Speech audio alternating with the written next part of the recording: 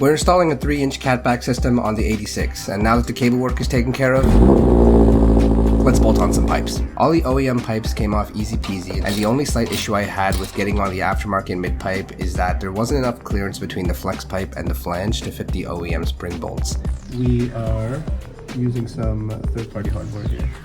I think the hardest part of all of this was dialing in the fitment for the tailpipes and the exhaust tips, but once we got that squared away, we were good to go. Just had to make sure we plugged in that wire for the valve, and here's the sound test.